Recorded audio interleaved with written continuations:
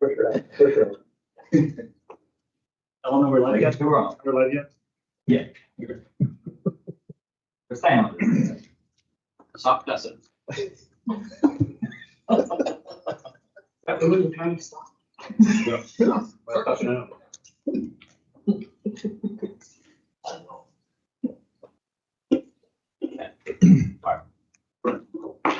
Welcome everyone. We're going to call this the work session for June 2025 to order. Before we get started with the agenda, let's stand for the pledge of allegiance.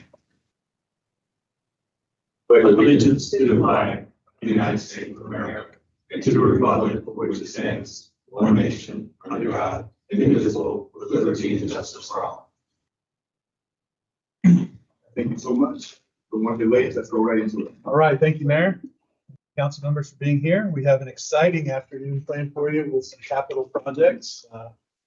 Not kidding, it's exciting about these. We've got some debates to have within. We are absolutely looking for some good direction today on each of these items. It's going to be the Marty show. So Marty's going to stay at the podium and present on all of these. He has a slideshow, and without further ado, I'll turn it over to Marty. All right, thanks everybody. Good afternoon, council and mayor and all other attendees. Appreciate you being here today as we're going to talk about the Environmental Education Center, Pleasant Park Phase 2, and Tunkel House. All these are on CAP projects. that, staff is seeking direction on so that we can move all these important projects forward.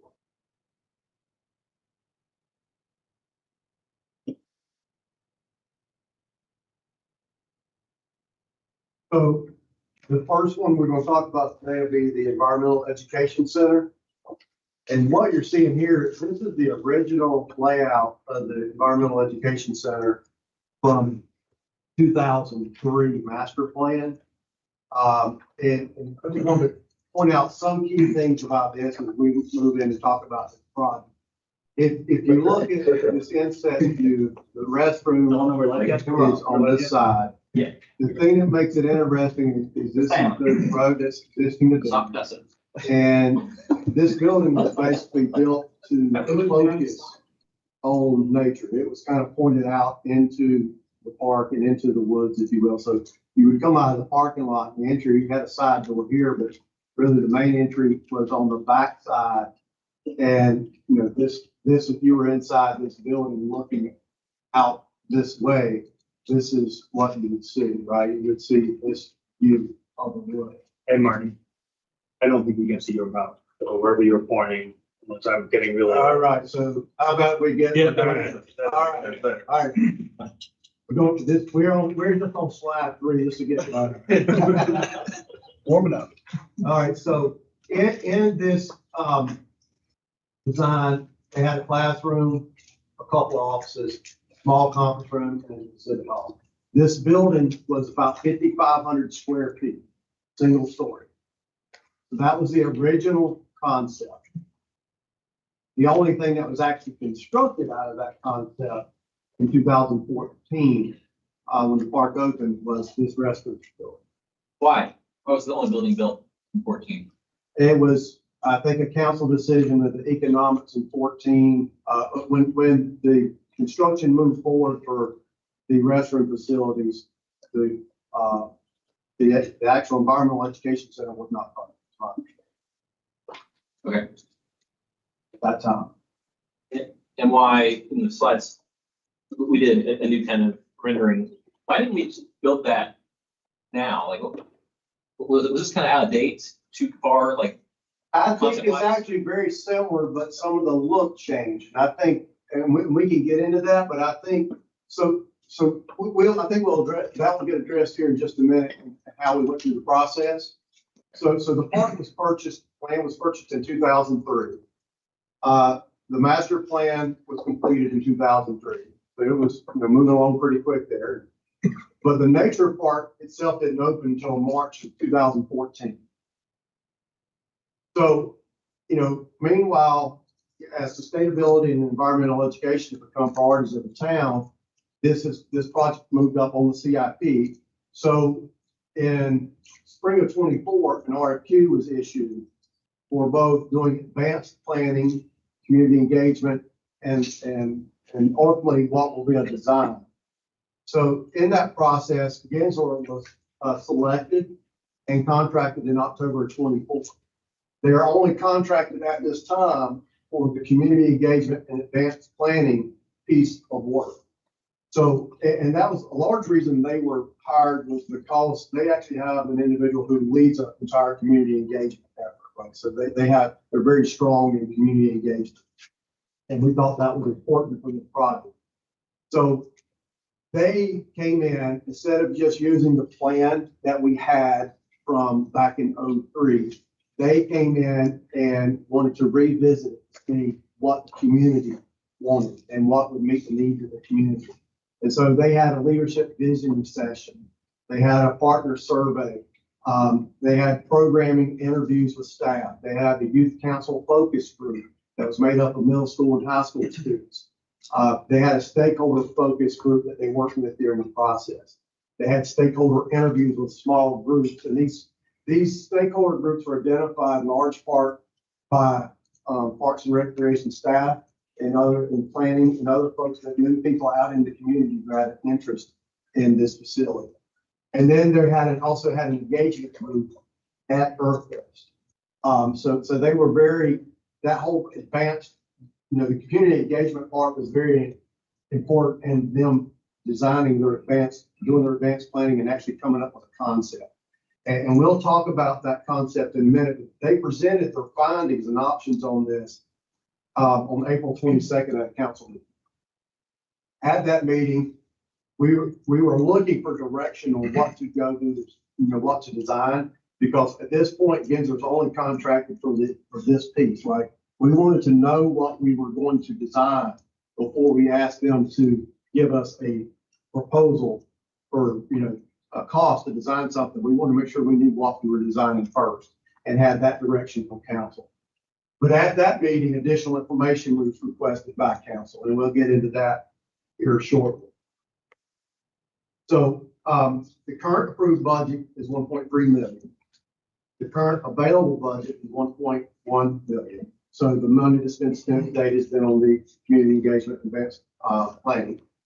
And the FY 26 proposed CIP budget is 8.6 million. That is just an estimate.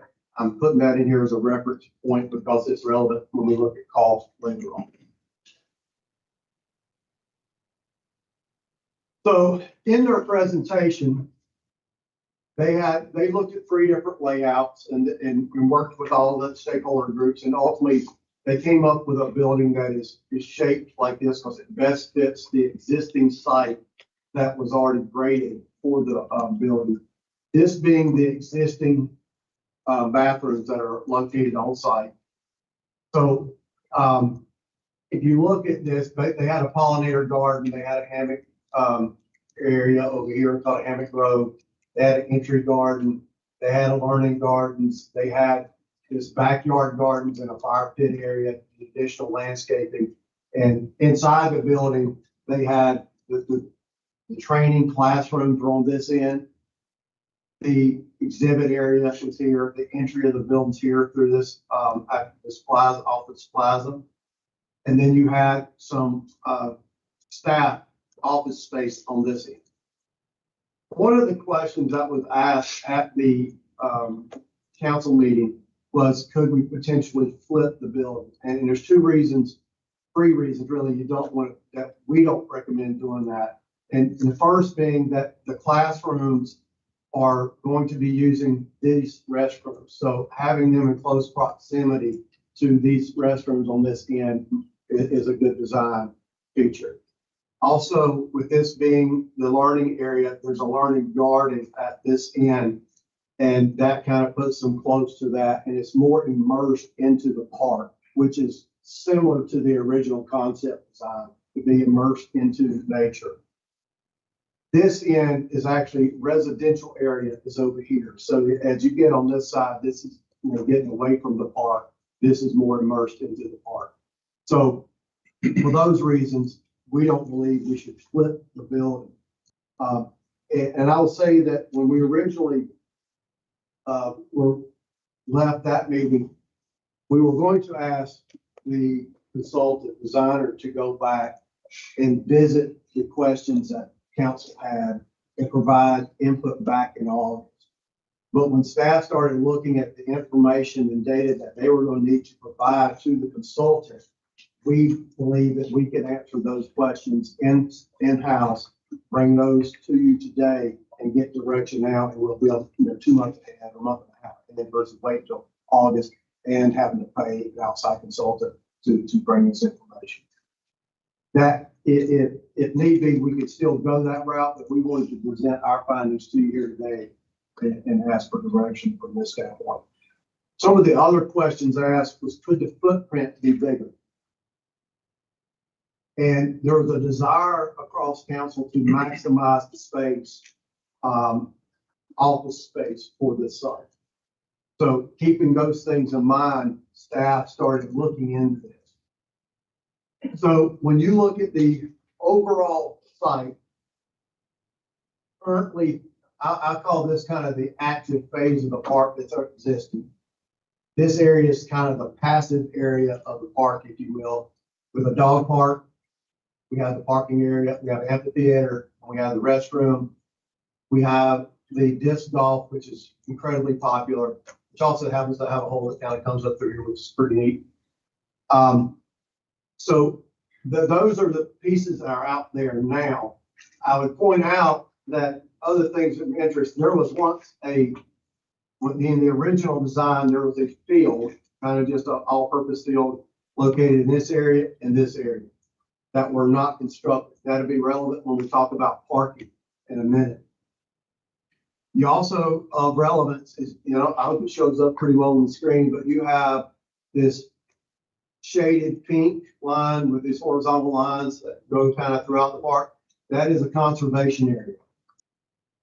So that we're very limited on what we can do in those areas. I'd point out that this stormwater feature, this is a pond. It was constructed to serve the facility, but I would point out that you got creek here, and the general flow away from this site is this way, so you don't start going this way till about in here. So there's a break point. This does not naturally drain to that pond. We can get some of this area to drain to this pond, but some, when you start getting too far down into here, if you expand the building, you would not be able to get it back to the pond that's located on the side. Is land across from Evans available for the Devil's Slipper or anything? This piece, Yep. It could be used for something, yes. We program, I think the park has looked at possibly moving some of their maintenance facility up here, maybe to this area in the future. Is that correct, Craig? It would be closer up to the northern side. This side? Yeah, right in that area. Okay, so you got this area and this area, which is available. And then then they would utilize this for maybe future parking. That's future CIP. So let's see, if I cover everything in here. Two wells not constructed. So the stormwater pond is, again, kind of downhill from here, but if you push out this way, you would not be able to get that. If you built something there, you would not be able to necessarily get it back to the pond if you get too far down on the site. Why is that important? Because we're going to look at utilizing this pond for the stormwater control measures that's necessary for what we're building. And so if you were to build, like if I were to go build a structure over here, outside of the conservation area, that say we cleared land and put it over here, you would not be able to get it back to this pond. You would end up having to now build a pond. You cannot build a pond inside this conservation area. So if you built, say, a facility here to make it bigger, then you would have to put a pond in this area, what you're doing at that point. All of this is trees. So what we're trying to do is utilize, this area is already cleared. So if we can utilize this space, we can save all the trees that are on site and hopefully utilize the stormwater pond that's existing. So blowing this thing up to look at what we've got. So this pond can handle an additional 5,700 square feet of impervious. Recall that I said the original concept building was 5,500 square feet. I don't have the calculations. I can't prove anything that was thought out, but my assumption is that was thought out when it was originally done. What we did is we went and looked at some as-built and realized the pond's oversized for what's there, and we figured out it had 5,700 square feet. Our stormwater group worked on that. But the actual original concept building is 5,500 square feet. So I'll point that out. Now, the proposed building, and we'll look at that layout here in a minute, and we're just looking at the stormwater constraint. The proposed building impervious was a 5,800 square foot single story building and a 300 square foot tall feet kiosk. Okay, for a total of 6,100 square feet of building. If you take the 300 feet off of the kiosk, don't look at the kiosk, you got 5,800 square feet. We're really close to the original 5,500 square foot single design, and we're real close on the, what that pond can handle. So there's another impervious of about 2,200 square feet of sidewalks, patios, and that type of thing is going to be added to the site with the proposed design. So that puts us up at 8,300. which gives us a deficit of 2,600 square feet. So how would we treat that stormwater? We're looking at doing that in a potential number of ways. First, we would recommend removing the coffee shop. That takes care of 300 square feet. So now we're only trying to work with a deficit of 2,300 square feet. Because this coffee shop is something that we would not want to run as the town. And I don't know how much it would get utilized. And, so that would save us 300 square feet on impervious that now we're looking at how, the deficit of maybe around 2,300. And we think we could do that with cisterns or a green roof, pervious pavers, bioretention areas, rain gardens. And all of these things to me are things that we should be looking at on the outside of an education center to start with. I mean, when you're walking up on this facility and you see a rain garden or a bioretention area with native plants, that your education starts before you ever get in the building. And I think that's a good thing. So I think, some of these things are expensive, but remember I said the drainage is trying to drain away from the anyway. So I think we're going to need some of this to take care of some storm drainage, and some of this you're on an approximate same grade going this way. So you will be able to get, rooftop drainage back to this pond. So we think we have the stormwater feature. We're going to be able to deal with the stormwater deficit and make advanced features for the facility. But what we don't think we can do is increase the footprint of the building. Because the footprint of the building right now is at 58. So if we imagine we're going here. So as we increase the size of the building, we start encroaching into the wood line, and then we're going to have to do a stormwater control feature. We're going to have to remove woods to do it. We would rather not do that. We would rather use clear land and put the building in that footprint and the stormwater control features necessary in that same footprint without having to clear or minimal clearing of any tree. The other concern that was brought up, we were thinking about, was parking. Turns out, if you look in this parking table, which was from the original design, you will not see an environmental education center listed in the table. But there's multi-use fields, 2 of them. The 2 fields I showed on the previous slide were not constructed. They were accounting for 40 spaces out of the 130 spaces that are available on site. So you're gonna love the math, but I swear I didn't put the numbers. So this is the 1-story option that was presented by Gensler. And you will notice it is very similar to the original concept. We have classrooms, we have exhibit area, we have a conference area, we have 2 offices, plus we have another space for 4 more staff members.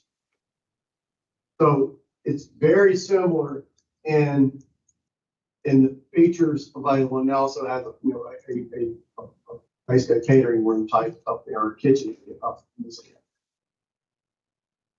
It's 5,800 square feet, single story. If we look at the required staff, facility manager, a recreation program supervisor, 2 customer service specialists. There's also 2 part-time, but you would only have 2 of either one of these at any one time, and a facility attendant. That is 5 staff members, so we would need 5 parking spaces for that. So if you consider there's about 64 seats in there, and if you look at a parking space for every 3 seats for the classroom area, that's 21, plus 1 for the catering, plus 3 for the conference room, and 5 more for the required staff. That's 30 parking spaces. So that's less than the 40 we think we have available. In this situation, again, now I'm showing this is the rendering that they had I'm still saying that, we're recommending remove the coffee. Both from cost, I think that was about a $75,000 cost for that kiosk, something like that, but correct saying. So, so it was cheap and it also creates a stormwater issue for us. Or additional stormwater we would have to deal with. So this is conceptually very similar to the original design. Now, you notice this building, the entryway's here, but it has the back of it is glass and it is very open to the outside, right? So this is a high roof line. To answer the second question, or the third question that was asked tonight, which is like maximizing the space, the office space. So we kind of did that by looking at building up on this site, but also considering the park.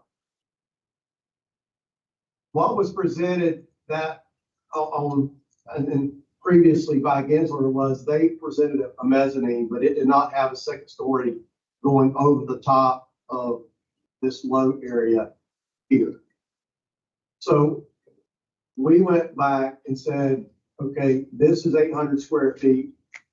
If you duplicate this above it, so we don't have that work, but we know we can duplicate that same office layout above it. That's another 800 square feet. So we can add about 1,600 square feet to the building. That would give us 10 more staff spots. And ultimately, from this slide over here, this is 6 staff and 2 staff out at the reception. So that's 8. So with this, basically, we can put 18 people at this site, including the 2 people that are working out in the exhibit. Did you just say that the receptionist, there's only going to be 2? So even though there might be 4 total, there's only going to be 2 2 at a time. at a time. Yes, sir. We don't really need to count for those 2 spaces. Right. We're when we're looking for counting party spaces, we're counting 5 Right, staff. okay. Yes, sir. Just making sure. Thank you. Yes, sir. So if you take the 30 that we had a while ago, when I gave you the rundown of numbers, and then add the 10 new staff, that gives us a total of 40 spaces, which is the same number that was originally set up for the 2 multi-purpose fields that were not ever built. So we think from a parking perspective, we can support the 18 staff here, 16 at any one time on site. And so that's we think this is maximizing the site for the space.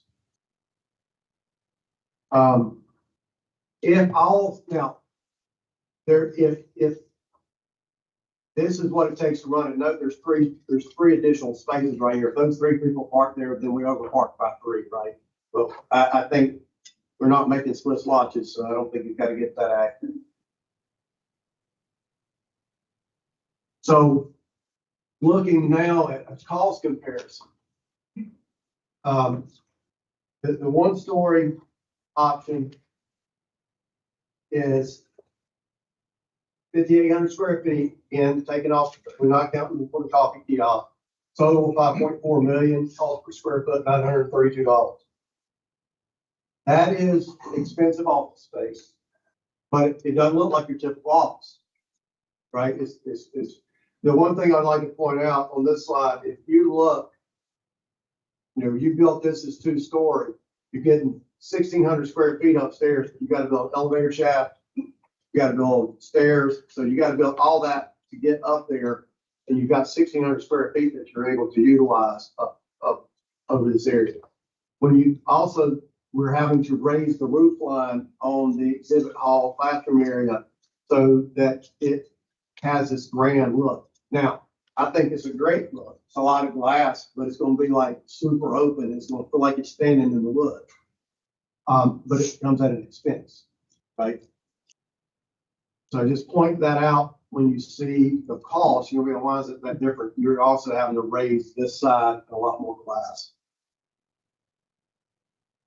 So the 1-story, and I would say that also for typical office space, it's 6 to 650 square feet a foot. And so it's about 43% higher in this case. But again, it's a totally different function, right? You're combining functions of office space and an education center. So it blends better with surroundings. I guess that's arguable, but it's smaller. It kind of fits in the niche there a little better. It's close to the original concept plan and lends off space for staff growth. The 2-story, it goes to 7,400 square feet, 7.5 million is our estimate.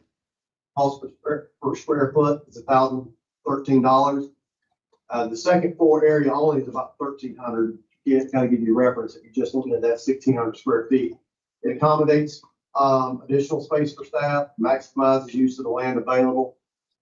Cons, it's expensive office space. It's about 56% higher than if you just go build an office building. But again, it does not look like a typical office building with all that glass. It's very, it's very niche.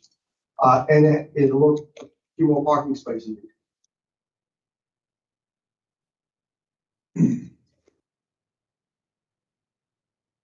So that's the data. We would ask for council direction on how you would like us to proceed with the design contract.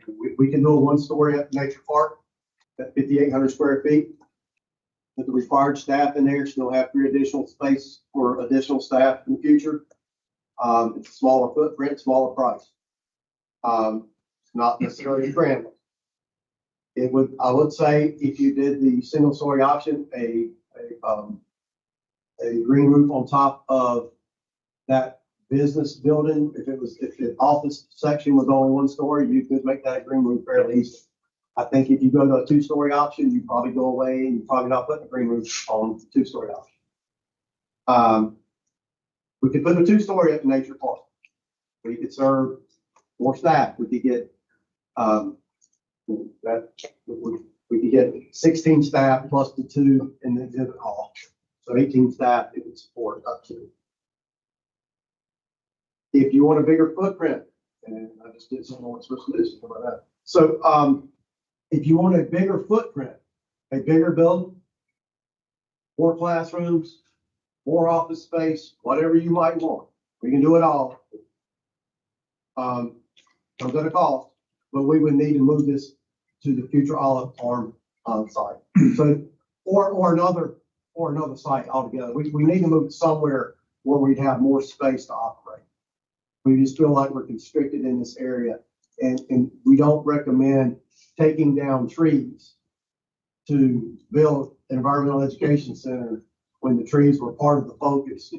And we would have to take down trees to build stormwater. It just doesn't seem like, that's not what staff wants to do. But if that's what council wants us to do, we will absolutely do that. We just need direction on how you would like it. See, I will say that if we went with option 3. Yeah. And if we move it to the Olive Farm Park, note there is a master plan out there that calls for additional indoor programming already at Olive Park. So any shifting you do, you're impacting something somewhere else. I mean, everything is the give and take, right? You know, it's got to weigh out the pros and cons across the board. But the staff is super excited about this project. We want to move it forward. We want to have a showpiece. You need to know where you want it. We're going to do it direction. Thanks so much. Open for discussion. I'll make a motion for 1-story Nature Park.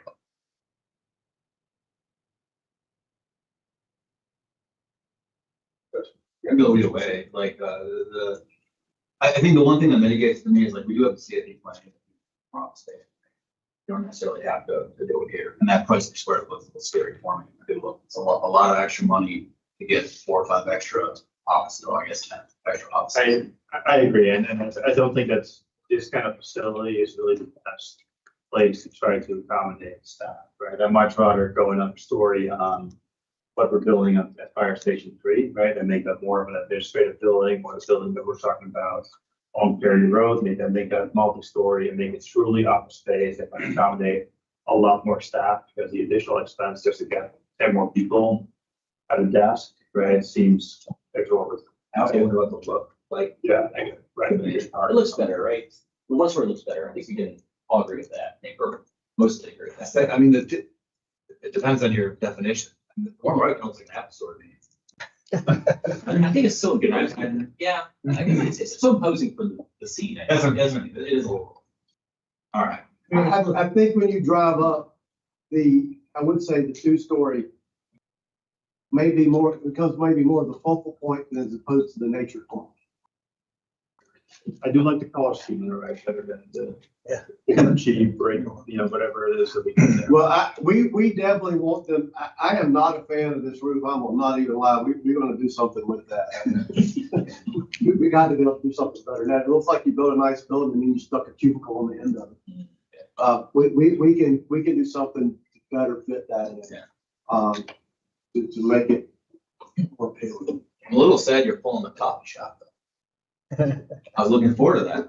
I would think, well, if you want it, we can put it back, sir, but we can figure out a way to deal with it. I mean, we can put it in and see how we can, if y'all want it, we can put it in. Maybe a coffee cart in the exhibit. Yeah, that's the other way.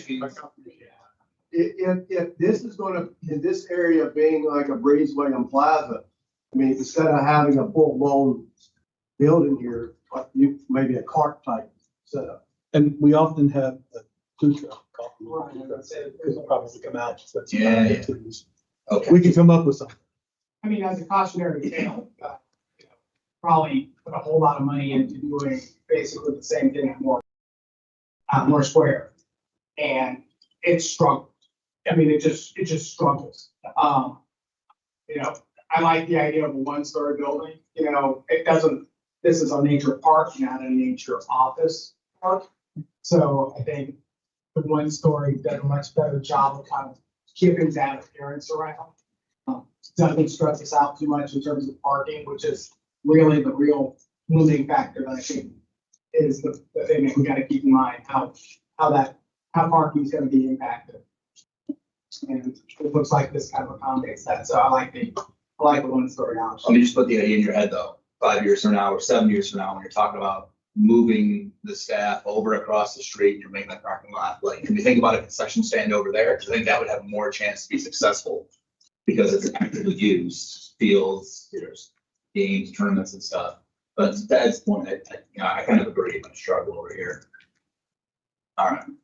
I greatly appreciate you coming up with, what it's gonna cost and things like that. I agree that limitation of the site and the cost differential is extreme, right? For not adding a whole lot of, office space to that. I would be interested to see, what things would look like moving over to Olive Farm Park, having more space there.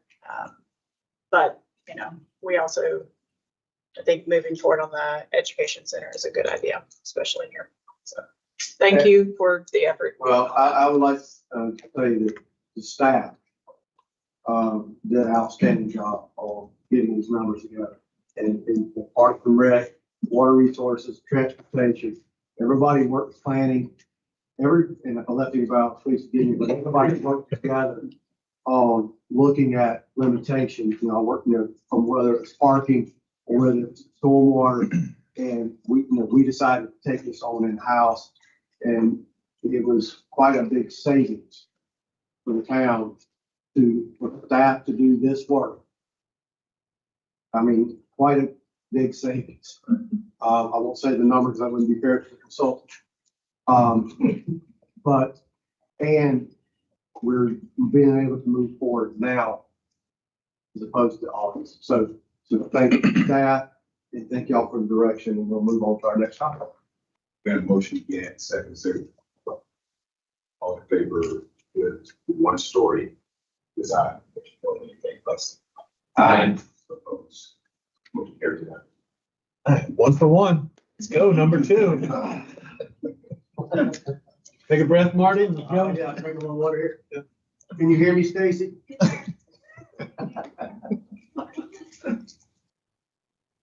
Pleasant Park Phase 2. I do realize first and foremost that there's already been more than one phase of Pleasant Park in terms of how it was built up to this point. We're looking at this as Phase 2 as the next phase of construction, big piece of add-on. So not to let that confuse them, right? So this is the next piece that we're going to go try to complete this park. In that first phase, we had 6 multi-purpose fields. That was you. Thank you. I like to say soccer field, but I was corrected. We have basketball, pickleball, tennis, cross country, and a one-of-a-kind playground area and splash pad. So it's a fantastic park. And so, but here's the area that is going to be phase two. It's baseball, softball fields. I will refer to this area for the rest of this conversation as baseball. That is no offense to anybody playing softball. It is going to be used for both. There's also this area, which was Mount Pleasant Park. That was basically excess field we had that is being used for construction in large part to help us with our Peakway Bridge, which was also a huge savings for the town, by the way. The way we did that, that was a really good savings. Being able to have a borrowed site this close to that construction site really helped us. And that was staff, again, thinking ahead about how we can best use town funds. But this will be the start of a cross-country and section, and it's going to be graded out. And we'll talk more about this area in the future and later slides. It's also where a shelter is going to go and a volleyball court. And by grade out, I mean like a grassy field. Yeah, it's just going to be an open field play area. It's still going to be a somewhat of a hill. It's just not going to be the mountains there now. It will still have some It elevation. was meant for like a unprogrammed play. That's correct. Somebody throwing a frisbee. Yeah. Like this. Okay. So a little background. Park opened in November 23. Splash pad opened in spring 24. In the first year, we had about 2 million visitors, which I think surpassed anybody's wildest guess on what would be. I think, it's been just a very busy park. But because of that, we've had parking concerns noted in the first full season of operation. Most concerns were raised by staff during tournaments where vehicles were not paved and designated parking space. Okay. Can you expand more? Is it besides the tournaments? Has been a problem. I'm gonna give you a whole lot of stuff. Well, I saw on the charts that it was not. It was just the tournaments. It looks That's like. correct. Okay. Y'all ready to vote? 2 for 2. So, anyway, I'm serious. So resident or visitor complaints were most identified when parking was available, but not necessarily convenient to the amenity that they wanted to use. So let's, I would say and then the other thing that we wanted to talk about today is potential changes to baseball field design to increase the center line to 400 feet to open additional opportunities. We'll talk about what that means here. And the current available budget is $14.35 million.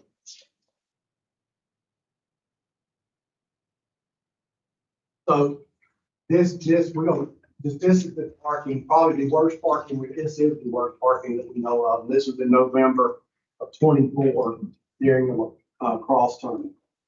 And you had people park illegally along the roads here, all up through here. And we'll talk about this in detail. And the TID did a study on this, did a fantastic job in Fayetteville for that work.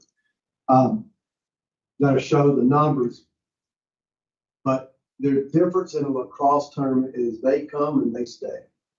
They don't come and go. They kind of come and pitch their tents and it's a day event. So it's got a little bit different atmosphere and the way they do it. But we've got some ideas about how we can address that. So Transportation completed a parking study for us this June. They looked at existing parking capacity, and then they analyzed data from the lacrosse tournament in November of 24. They looked at a weekend afternoon in May. They looked at a weekday afternoon in June. They looked at a weekend soccer tournament in June. We'll talk about those results and then give a summary of what we think the parking situation is out at the park.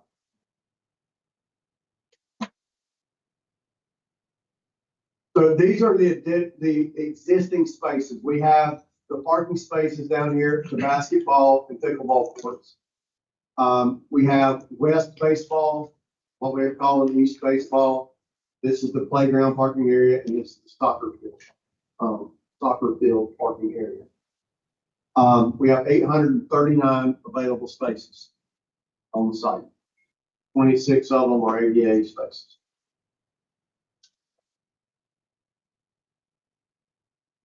So here are the results. This is from the November 9th lacrosse tournament. If you look, I mean, we were pretty much at capacity that day. You look down, the soccer area was filled, playground area was pretty much full, baseball is full. Everything except the pickleball and basketball area, and it was 54%. So there were some spaces down there. So we had 72 open spaces in total. Now, 92 vehicles were counted either circulating or parked.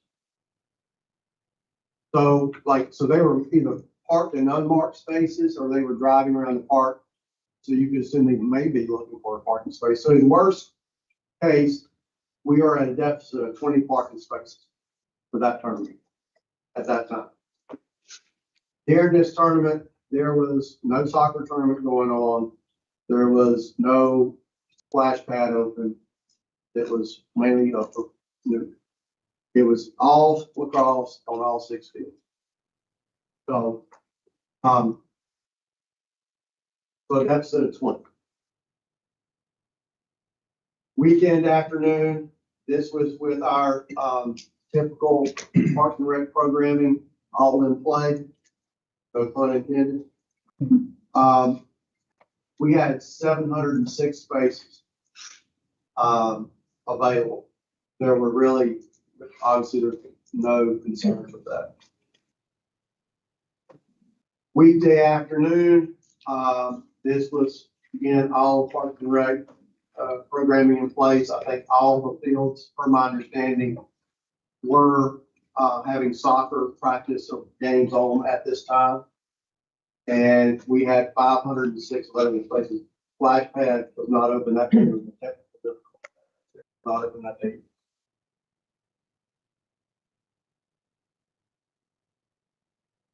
Weekend soccer tournaments.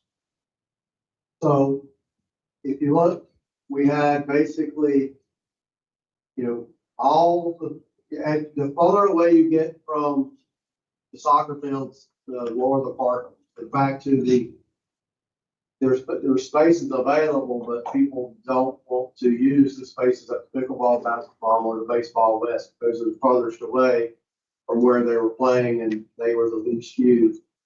That particular day, there were 18 cars parked illegally or in non-marked spots, 15 cars driving around.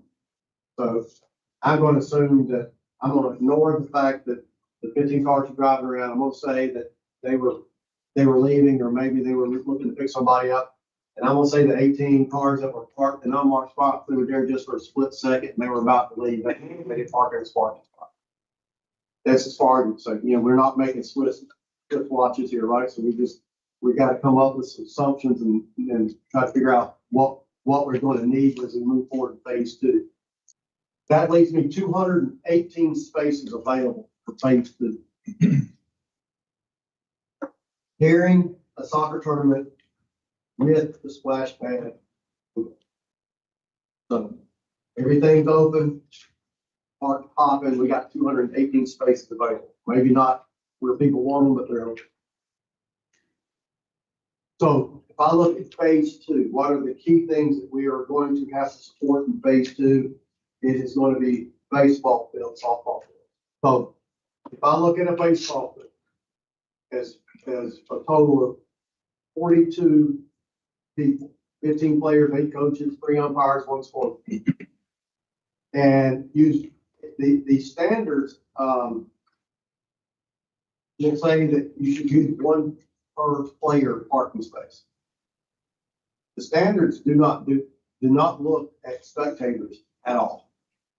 They also don't look at overlap. Anybody that's ever had a kid in any sport and your game starts at 2, what times does your coach tell you to get there? Right. 1:30, 1:15. you know, because they know there's gonna be that one kid that's still gonna get there at 1 minute before game time, no matter what you tell them, right? But so you have all this overlap parking that's, we'll address that on the next slide. But also, how many people go to their kids' games with only one car? Because most of the time, you got a parent come from over here, parent come from over there, and a grandparent, well, they don't have time to come to your house, but they're going to go see that grandkid play, they're showing up too. So you get all these, you get additional people there to watch this game that's not really been accounted for. So we're trying to look at it with that lens just a little bit to see what it could look like, right? So if I look at it and say, well, I think I'm going to get at least 2 cars per player. I don't think my coaches are, I don't think, you know, they're not bringing anybody extra with them. The umpire's not bringing anybody extra with them. Scorekeepers, who they are. And they actually stay for the next game sometimes as well, right? They're doing more than one game. Then you come up with these different numbers of parking spaces needed per field based on spaces per player. The volleyball court is 8 players per court, did the same thing. There might be somebody wanting to watch them play as well, so I did the same factors on them, 1.5, 2, 2.5. So if looking at those numbers, if we have 4 baseball fields and that 1 volleyball court, that's 176 spaces needed based on, if you go by what the standard says, standards say 1 per player. But again, that doesn't look any spectacular. And that's less than 218. So the green numbers down here represent numbers that are less than 218. You can do the math to see what the deficits are otherwise. You know, anything over 218 is a deficit. You're missing spaces. So I also did a thing where we said, okay, what if we had 3 baseball fields going in a volleyball court? And that basically, you can still only get 1.5 per player before you're going to run into an area.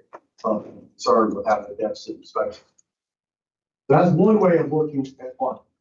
Another way of looking at parking, and this gets really confusing, but look at this, it's taking everybody who's going to be at that game, that on that baseball field, all 42 people are all going to come 30 minutes early. The other game is still going, and you've got all the spaces, all 176 spaces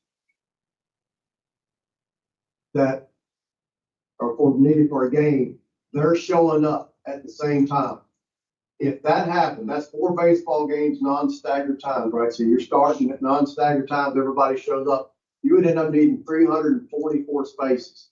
I'm not doubling up for the this still has the same other numbers for the volleyball court. So the main takeaway here is that if you have multiple games going on during a large, where you've already got the soccer fields are programmed out, and that's really busy, then you're going to have to address parking through the program, staggering times, or addressing it by closing fields or something like that during major tournaments.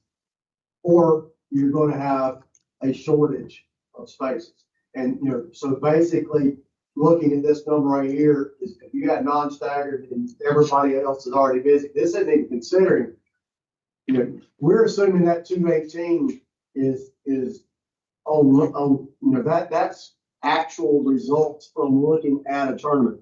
The thing is, they're a soccer tournament. We don't know where they were, you know, in the overlap or game time start and stuff. So that number could fluctuate up and down, right? Because we don't know. That was just a shot in time with a drone. So, And Marty, what's the frequency of tournaments at Pleasant Park right now? we are anticipating that we would have 6 to 9 per year. That's once the baseball fields are in place. So a couple, 6 to 9 baseball tournaments or 6 to 9 No, tournaments overall? all, like, so a couple, maybe a couple soccer tournaments, maybe a couple lacrosse, maybe a couple baseball. Patrick, you good with that? That's what your boss did. So, Make sure he didn't leave me, sir. just to be clear, we're talking about this deficit or this parking that's kind of limited already, 6 to 9 times per year. Is it all? It also assumes concurrent tournaments, right? We never do that. We never do that though, right? Well, There's no I way mean, we do that's baseball and what soccer. the 218 assumes. 218 assumes there's already a soccer And then tournament there's going on. baseball, like normal baseball going on, right? Not tournament baseball. Right, this would be like if you staged 4 games at one time, like you had 4 games, Directly. yeah.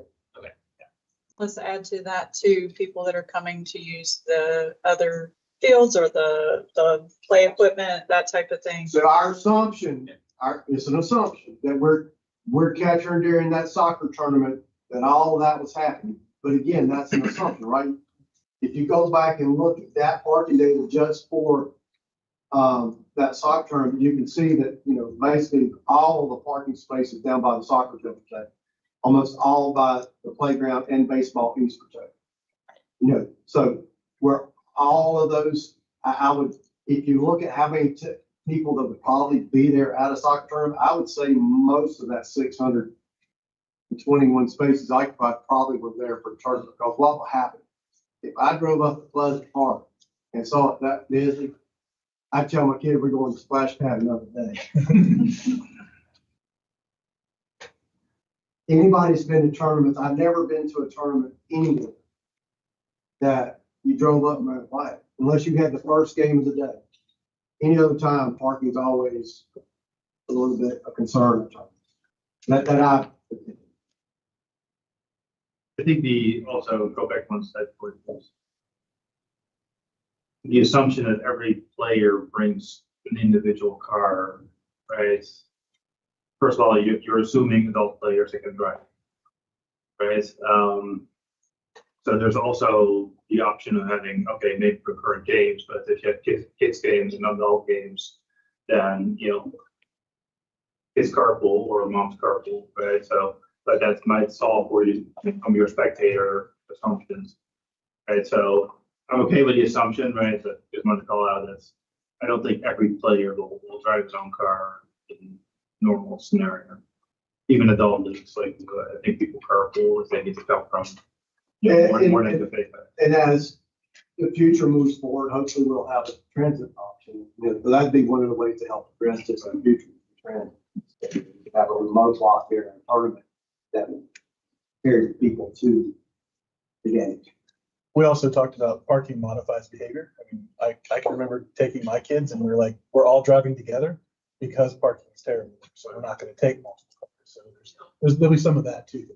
Much like we do for events downtown, right? It's like know before you go, right? It's like you can advise people to carpool or where to park, right? Because those tennis court lots, half the people probably don't even know they're there, right? Which is why they're so underutilized. Maybe some additional wayfinding in the park. I don't know. I think there are some solutions there. I'm actually more concerned about the one ingress egress points that we have with the traffic assumptions that we're making. No, we're not solving that today. So now we're going to move in, we're going to combine the field design and whether or not we want to move to it at the 400-foot center line. And the parking kind of combined. So we're going to talk about what this looks like, what these combinations look like. So right now, the scope phase 2 construction will involve code revisions to the plans that were previously designed, right?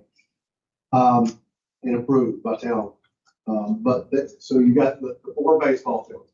These numbers, 380, 340, 334, 247, they represent the center line distance.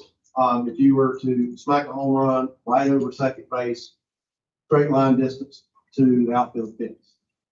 So currently that is what we have.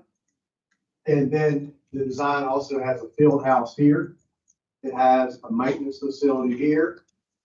You have these large corridors in between them for kind of warm-up areas.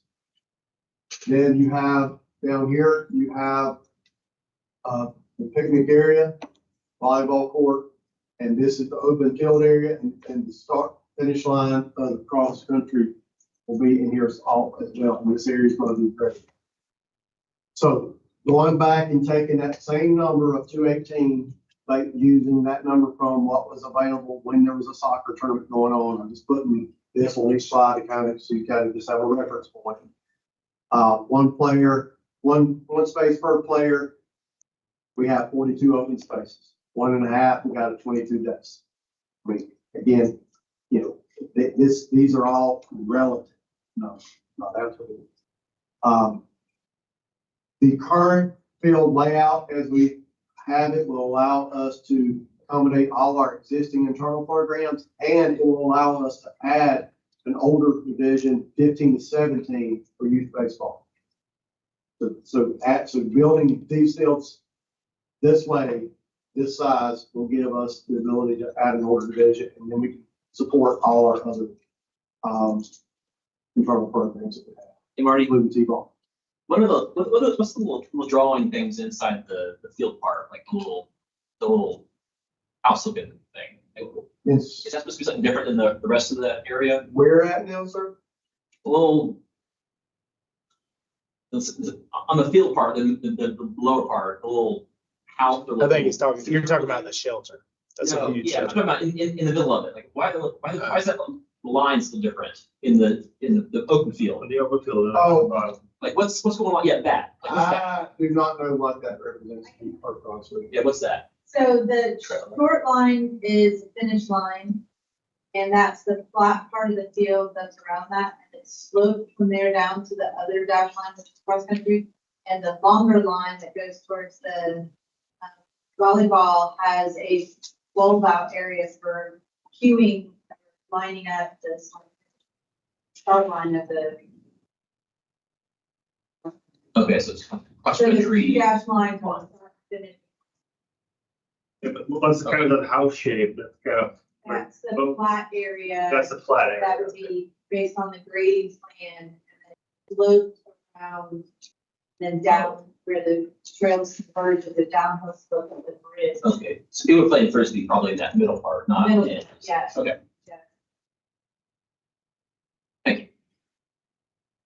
All right, so that's basically, if we were to go with this, we would move forward with exactly what we had designed previously. They would just be updating the plans, getting anything up to code, making some tweaks to the field house concessions area and some other things like that. And we would be moving forward, but the field designs and all would stay the same.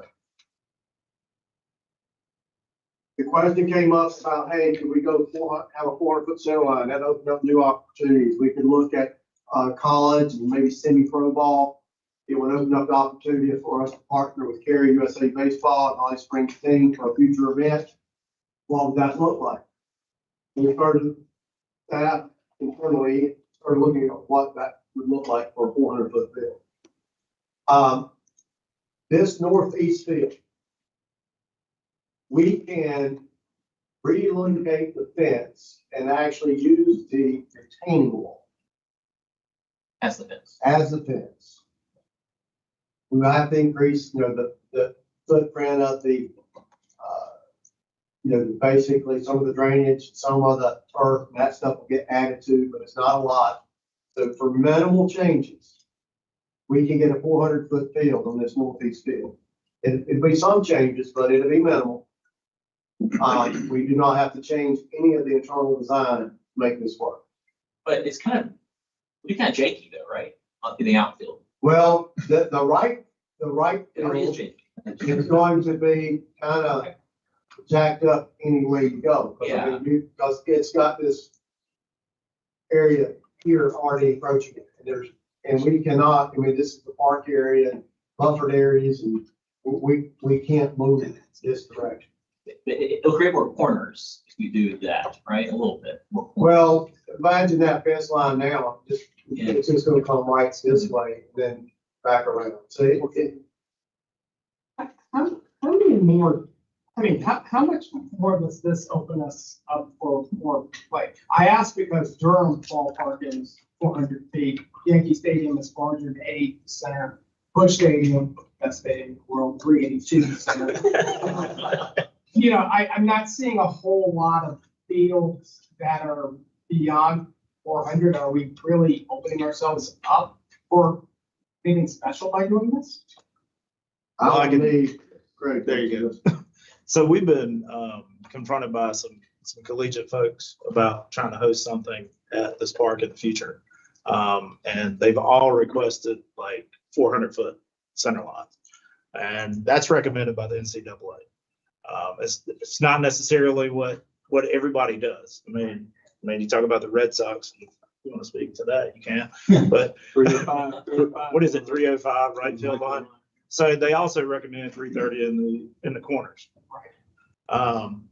So when we were requested for a 400-foot center, and this has come from several groups. One's kind of a semi-pro, another was they were headed to college. So the folks that play at team, they've also talked to us. So it would open up those opportunities that they don't necessarily want to play on 380.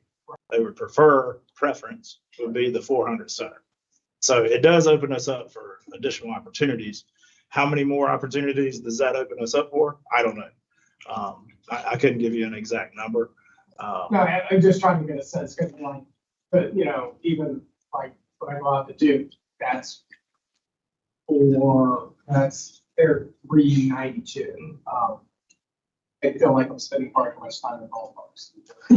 But I like it. yeah, I was just trying to get a sense as to like, are we losing a lot with 380, or are we going to be gaining as soon as we go out there? You give it an answer. If people are asking, that's what helps. The shape's worse, but maybe a few more people would want to use it. Summarize it that way. It's got character. I think ballpark. So let me speak to. Yeah, that's the beauty of ballparks. Let me speak to ballparks in general terms. All of them have a different type of character, right? Some have deeper centers, some have different angles in their centers, right centers or left centers, in comparison to other ballparks. So to say that it makes it, what were the words? The shape's worse. The shape is worse. I mean, I don't know that it's necessarily worse. It's just a different type of character and feel, is what I would say. Did you have an additional comment? Yeah. The top left hand field was actually designed to make a field that laid on, so that wall is actually in that specific location. And so the idea had been during the design concept when things were fitting was that each one of those 4 fields should have its own character. So the fact that they had uniqueness was part of the design component of like a kid playing up through the program and hitting it over that wall or hitting it to that spot in the field. It was intentional design. We're ready? So moving on to now, so if we wanted to address the parking, one of the things that we could do is potentially look at overflow parking. The other ways that we could do it would be, policy tournaments, closure of certain fields, or during large tournaments, and basically it also limiting how rental groups may use fields where they put multiple players. Like you may go to a soccer or a multi-purpose field. Sometimes they may be 4, 6 teams on that one field, that type of thing. So you may have to do some limitations, that sort of thing, to control parking. But the parking there, would that mess up the field? Well, so a couple of things. If we put overflow parking, so we think we can get about 100 spaces there. I'll talk about the downsides of those things in a minute. We'll talk about the positives first. So if we could get 100 spaces, then we would have a total of 318 available, and I'll weigh up for 2 spaces per player. We still got spaces available, so that really provides us a little bit of cushion during the tournament event. Downsides: overflow parking, for one, is not allowed per our ordinance. So we would have to change the ordinance or handle through a rezoning. Other problems is we would have to relocate the volleyball court to somewhere this way, which, as you can see, as I move this way, I'm moving further away from this parking lot. So that's going to create problems for people who use that. And then the shelter, which, people using the shelter, they typically, they're to be close to a parking lot. It's going to move it away because you're going to have to build a road off of this parking lot into here to get to this area. So that's going to be an expense. And you cannot cross this. This is, this is protected water feature here. So you're having to come off of this, basically this drive right here. You would end up with a road coming off that, coming into this area.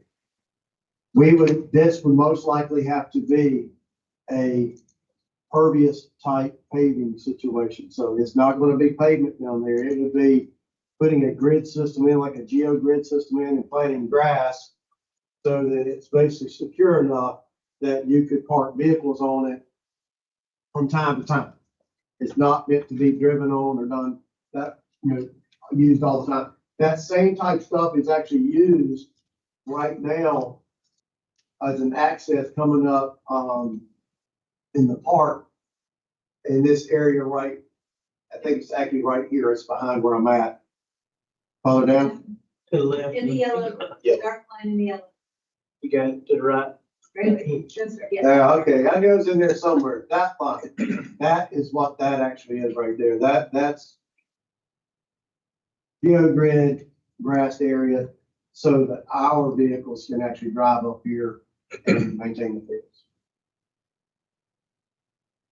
But it can be done. It's something that if directed, we can look at what that would look like. We can look at the cost to do that. We can look at that as an alternate even.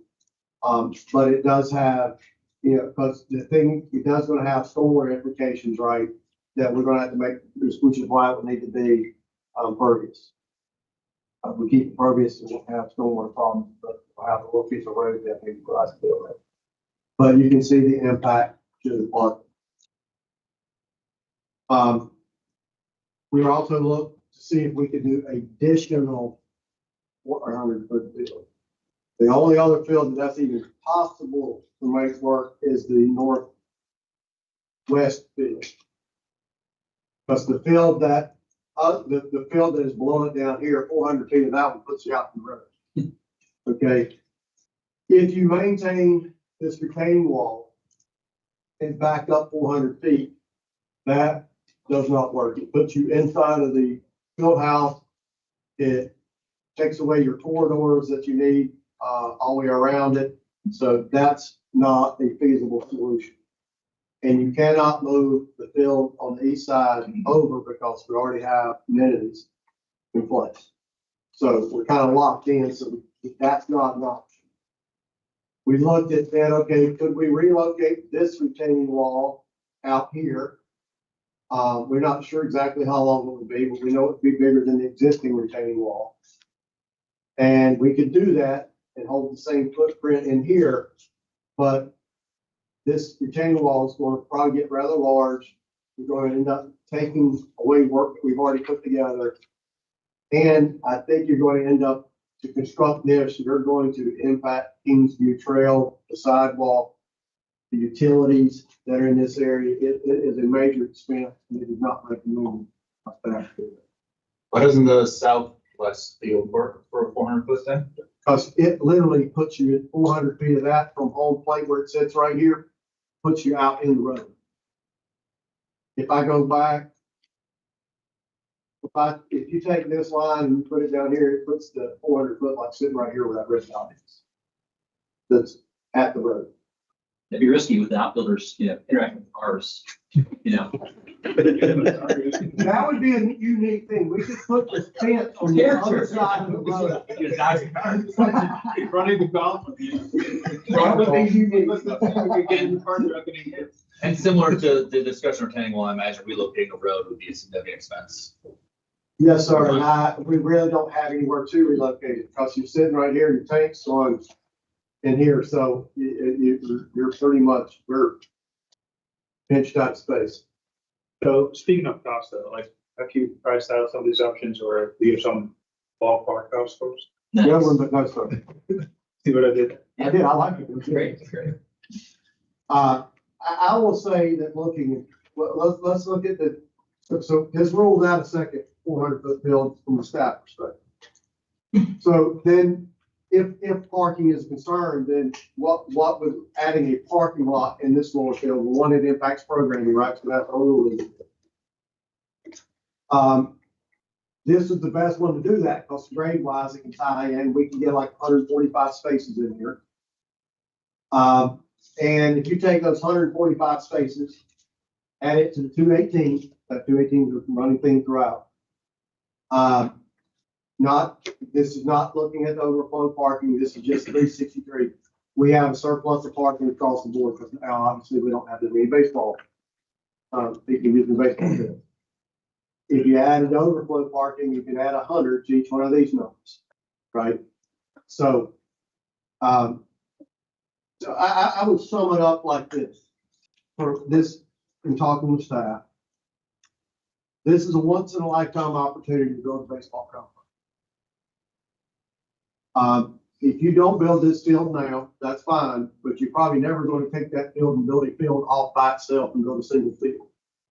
If you build this field now and we have parking concerns, it can be addressed through programming. It can be addressed through transit.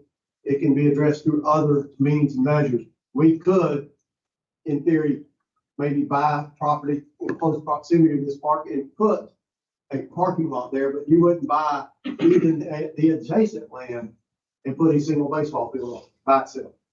So this is your opportunity, my opinion, staff's opinion, to build the baseball complex. So with that being said, you know, we would like to know how you'd like to see. We can go with the original, and I know this is a lot of words, but at the end of the day, there's a lot of options and you know, and it's y'all's choice. Can I add another option? Sure. So build the original design and do the overflow parking. That is number, oh, we could do that. Yes, sir. That's essentially the same as, to me, the 400-foot field options is so little change that it's not really a huge design change. But if y'all prefer that, if y'all prefer that 380-foot field, then we can absolutely keep it. So again, back to the cost conversation, right? Because you did speak about having to move some work, some stormwater facility. Maybe. I don't know on that. I think that we would have to ask the designer what the cost difference would be. We could get you a number on that after.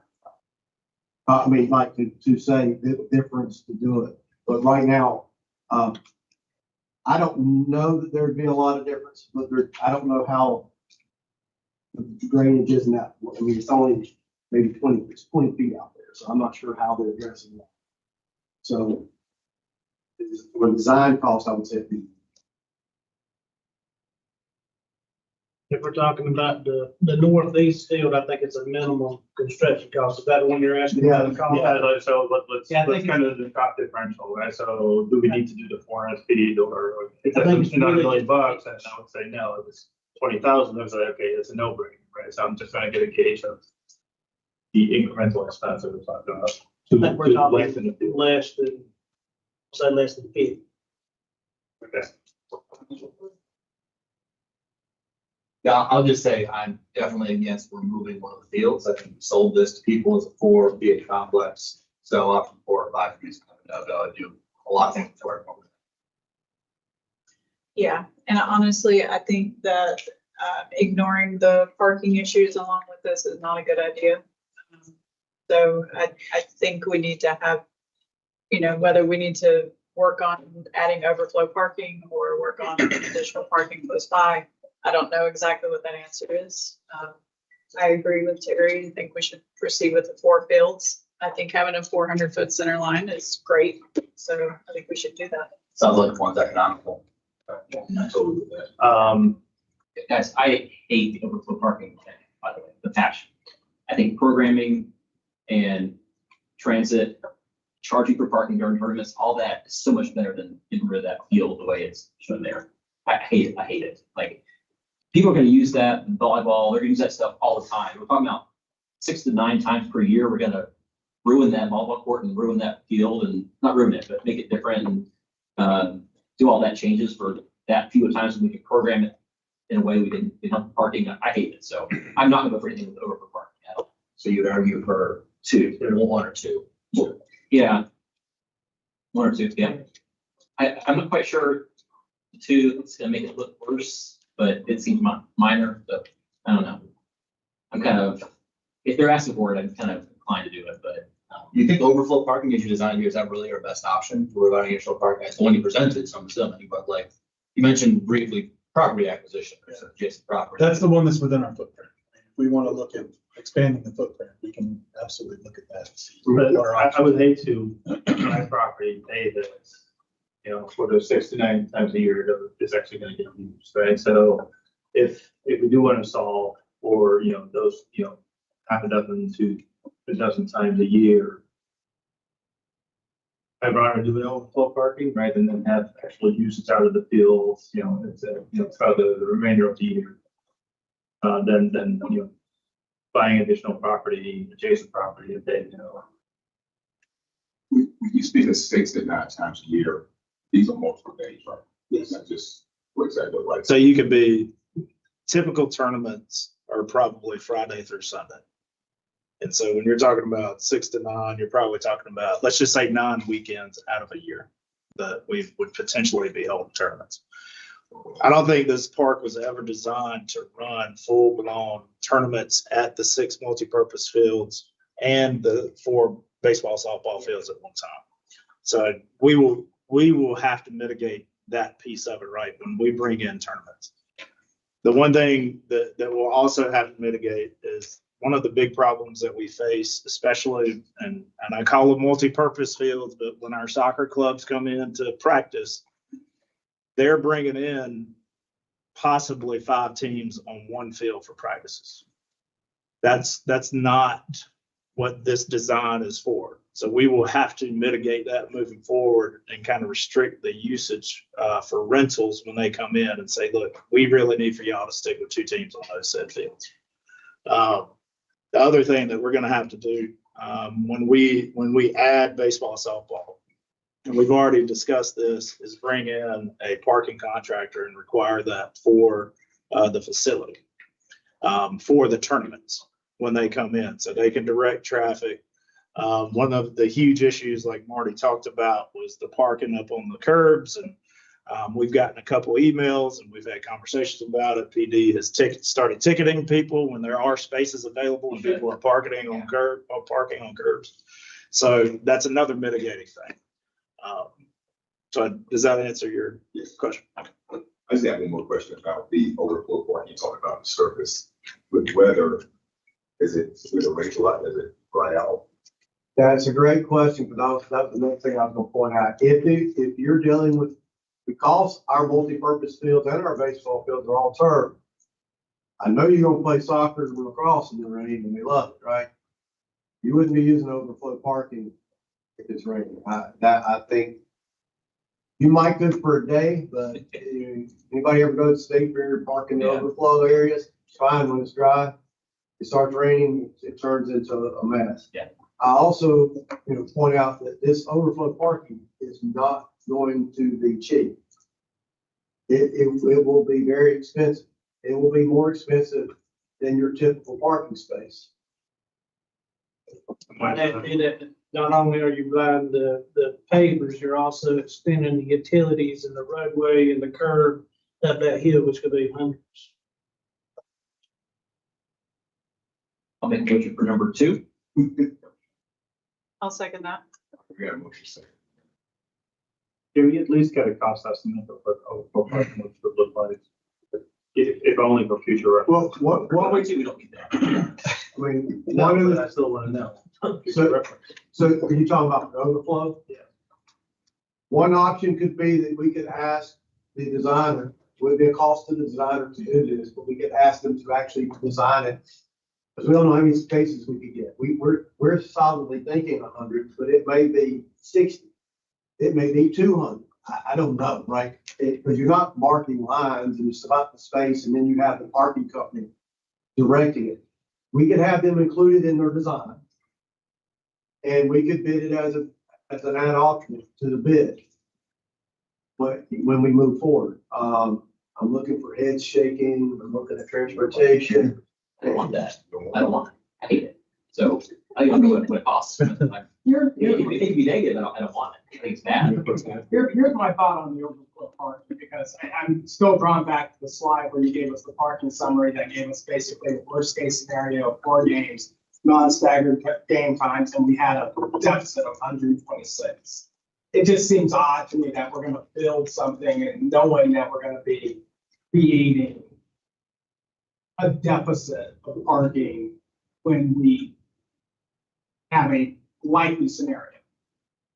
I think I have it pretty clear. So Yeah. this is based on a soccer tournament and these baseballs. So, right, Parks, pick up if I say this wrong. As it is, we think with the current TID study done, that we can run our normal program and have normal everyday stuff going on at the baseball fields, the soccer fields, people at the splash pad, everything. It's the tournament. Because I'm basing all my stuff on the tournament. We go back and look at the second worst case we had. It was a weekday afternoon. Correct me if I'm wrong, Angela, but I think we were fully programmed on soccer for that evening. And we had it was a nice day, I believe on June 4th, the best I remember. The only thing we did not have that day, we did not have splash pad. But I do not, if we need it, so here we got 506. I go to the next table and go, we need 304 for baseball if everybody's bringing 2 cars with them. Sorry here. So we had 506 available. So I still have 200 cars, 200 spaces available once I put all my baseball going on a normal program day. Right, walk me through your rainbow slide that had the. Okay. So this number, imagine if we go to the rainbow slide, we use 506 as the starting number. I would need to put 506 up here. And I need 344. So now this number is not negative anymore. This number is based on only having 218 spaces available during the tournament. On that normal program day, we had 500 spaces available. So we're saying that we can control the issue by not having multiple tournaments. And if you've got a lacrosse or a soccer tournament going on, you may have to close the baseball field that week. That's what we're saying. That is definitely a mitigating piece. That's right. Like, Or only open one baseball field, right? So you wouldn't be programming 4 games while that tournament was going on. You're in a tournament time. That makes a lot more sense. I think you charge for parking during tournaments too. Because people will start to carpool like crazy if they have to pay. let me offer, this is a different type of facility and let me offer it in this way. It's a different type of facility for, when you're talking about like a soccer complex. Soccer complexes typically don't have an amenity area, don't have pickleball courts, don't have tennis courts, don't have all of these other amenities. So in saying that, you would have to mitigate, or would we be charging everybody that comes into the facility? So that would be a challenge. So if we were to start doing that, I just want to put that out there because it is a different type of facility in comparison to going to just a baseball field. So I have one more question. So the Greater Raleigh Convention, this was that thing. GRSA. Yeah. So when you build this thing, you're going to get flooded with calls, right?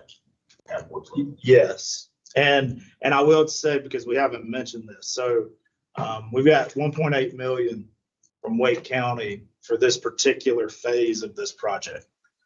I've already reached out to them. The parking study came in a little bit later than I wanted to give it to them and say, hey, if we were to take a field away, would that have impacts on our grant funding too?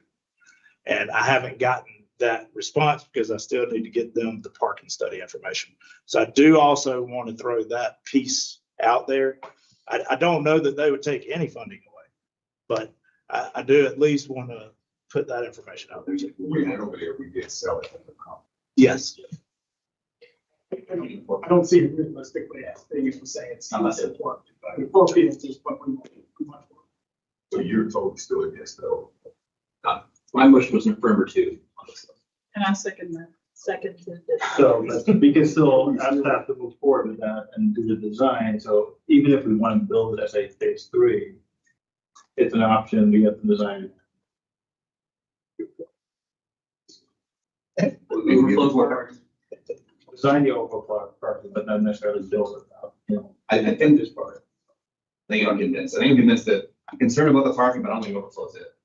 I'm looking at other options, property acquisition. Oh my God, that's the other stuff. But I think what I like about all these options, once we settle on a field design, we can move forward with that. Reassure that you can control the programming until we come to a final solution.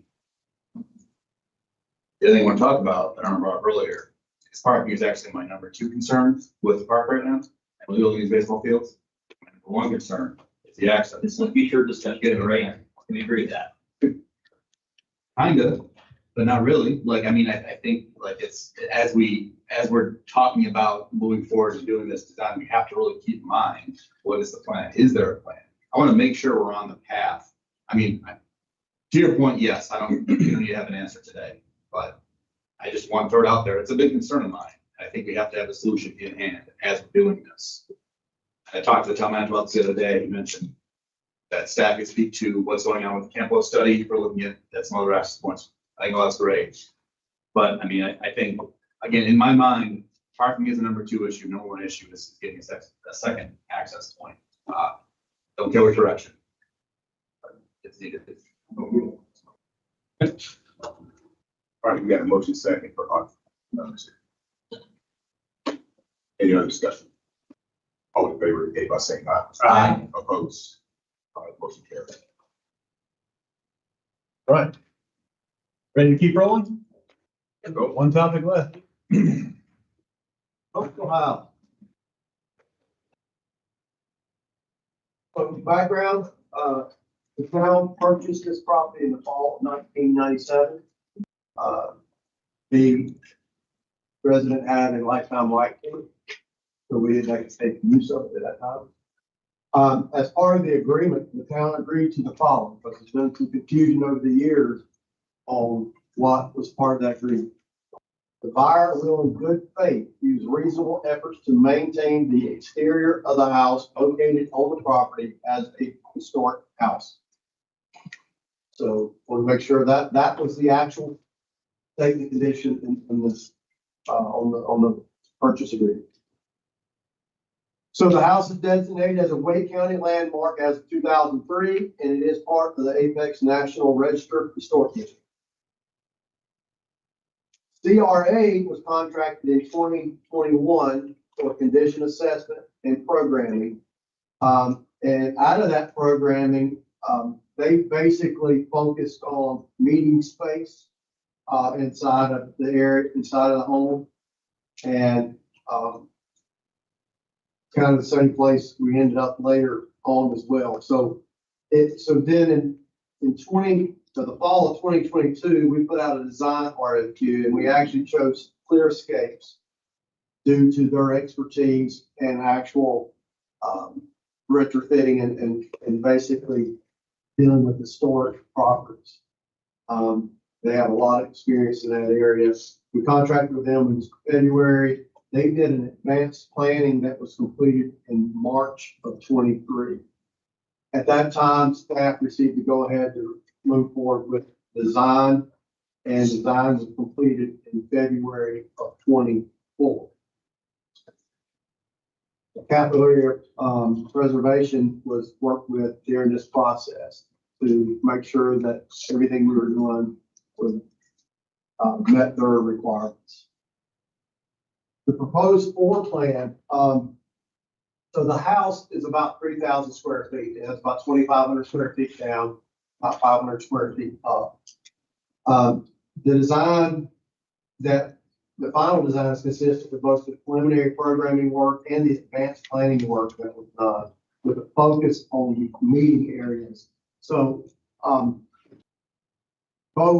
there's the largest rooms in the house are these three right here. And They are basically, right now, we're calling them meeting space. They would each accommodate about 12, 13 people comfortably. And then this right now is conference / office. I mean, only, you can take the same furniture and put it in that room, right? You could buy furniture, you can make this room function how you want it to function. It had, this is a storage mechanical room, 2 different restrooms. The restrooms were sized based on trying to look at accommodating. If we did have, 10 people in this room, 10 people in this room meeting, and they had a break, accommodating having enough restroom facilities for them to be able to use the facilities and get back to the meeting in a reasonable amount of time. These meeting areas could be both for public meeting space, as designated here, that they could be for town meeting space. As everyone knows, the town has needs for meeting space. There's an office area, touchdown area, a break room, some more touchdown area. This little room here is basically like a call room because we have all these open space workspaces here and here. This is a call room, so you can actually go in this little room back here. It's actually currently it's a restroom, but it would be a place that you could go back to make a private call if you didn't make one. And this was, again, another conference / office area. The interesting thing about this house is it's very limited on how you can actually change the inside. Yeah, Marty, I was gonna ask, what's the current floor plan of this house? It is very, I do not have it, but essentially it's very similar to this. The walls and stuff are all in the same spot for the most part, are they not? Okay, so we're not planning on like getting rid of all the non-load bearing stuff and changing it around. No, I mean, this house was built in 4 different phases, right? So 4 distinct phases. This, interestingly enough, we found out from the low bidder or the contractor who came up to look at the house in the second bid, and we'll talk about that in a minute, that this side over here was actually the first piece built around 1870, maybe prior to 1870. And previously it was thought that this was the first piece built, but based on this individual's experience and knowledge, she's saying this was first. And he based it on how the roof lines were put together, and he's looking how it's put together, and went up and actually got Daniel up in the attic and showed him how it's put together to show him that this was in fact first. Then other parts were built like right around 1900, and then the last, and then it had another extension, and then I think the last part was built around 1940. So when you build things that way, it gets kind of chopped up, and so the load bearing walls and all those things can become very difficult to turn into, to make it something different on the inside. We can make the inside anything we want, but it's very difficult to take out load bearing walls because then you got to put in beams and stuff, and the supports under the house are built very differently than what they would be in today's standard. This being an historic property, is that something that we even can do, or do we need to maintain the interior character? You can actually change the interior, but the preference would be, there's a lot of nice things on the inside that we would like to keep those features. And for example, there's fireplaces that in each of these rooms. So, and they're like right dead center, right? So, and they're on both sides. It's kind of hard to remove those. And you could not remove the actual fireplace from the outside. You could remove it from in here, I guess, but you would have to show a faucet on the roof, right? So you got to have that same look. And also doorways and stuff are more narrow back then than what they are today. So that really plays a role when you go upstairs to the 500 square feet or so that's up there, because the stairwell is very steep and very narrow. It does not meet like any normal ADA type stuff, right? We were able to get an exception to be able to use this upstairs as office space, but public cannot access this upper area. It can be for county staff, but it cannot be for the public because it's not ADA accessible.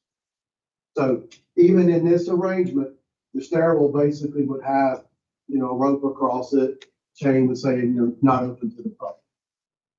Public could come in, they can use this area. They can use anything down here that you cannot go upstairs. So we laid this thing out, and the way it's laid out right now is there's two office spaces type, shared office spaces upstairs. Again, we're kind of maximizing the space on the inside and the efficiency of how like the space. How we use the space can be controlled with the furniture we put in. Or like for example, if you want this to be an exhibit room, there wouldn't be a conference table in here. It would be, some exhibit cases, and, we could display historic artifacts, Apex, that's what we want to do. There's some space to maybe do that in the hallway. But you also, one of the key things that the town is really focused in on since Randy got here is visitor control, security, building security, keeping buildings secure. And it's very difficult to have that in this building, because again, when it was built originally, that wasn't in the thought process, right? So we're thinking the front door in this building will probably remain locked. We can't even put the access, the digital access panel. We cannot put that on the outside front door of the store. It's on the back door. Staff will have to enter this back door, and it will have a card reader on it. The card reader will not be on the front door. So, we do think it can be a great space for, that could serve as public meeting space in these areas, but we will need a town staff member to be present in this building to basically manage, to manage the building and let people in and out. Or it would be recommended, right, to control that asset. So that being said, that's just kind of the layout and showing how we got to where we are and what we're looking at from an inside standpoint. The outside is going to be built to look just like it was originally built. Maximum sense, right? We can't change any of that. So right now that house has aluminum siding on. All that siding's got to come off. We're going to be either repairing or replacing the wood that's behind that aluminum siding. The windows, we can't go up to Lowe's and buy a window. It's got to be that window, right? So this type of work is expensive, but it's holding on to history, right? So yes, I know that this picture and this picture do not match up. This was kind of in the early advanced planning stage. And this is not the final design. But it does kind of give a colorful rendering of the house, and there will be a parking lot added onto the end of the parking lot at the senior center. There's a fire lane here. Again, we're using the same pavers again here, so it will look like grass, because Capital Area did not want us having a place for the fire truck to get up in the parking lot and get right up to the house, because again, it impacts the aesthetics. But we have a fire lane that will basically be pavers, the geogrid with grass in it, so the fire truck can come there. The parking lot actually doesn't have slanted spaces like that. We actually got those straightened up a little bit more in the actual design. It is a net gain of one parking place for them. Imagine somebody will be concerned if we're impacting this over here, are we going to lose anything? We're going to gain one space. So we will be working on the strollway. We'll be redoing some of that to make it more historic in nature, more representative of the times. All the landscaping is tied to native plants and things that we've been planted back then. So all that's been worked out the Capital Area preservation. And we did move the smokehouse and the barn to this area. We felt like it kind of would just fit better for the whole facility. And that was agreeable. There'll be new sewer line coming in here. There will be water line coming in here. And so all of this is relevant when we get to the next slide. This is just kind of showing this is site work and utilities, and the other was kind of building the site. So estimated cost of this, so estimated construction cost of $2 million in 23. We did previously have one contract on December 16th, 24. We had 3 bidders, only 1 qualified.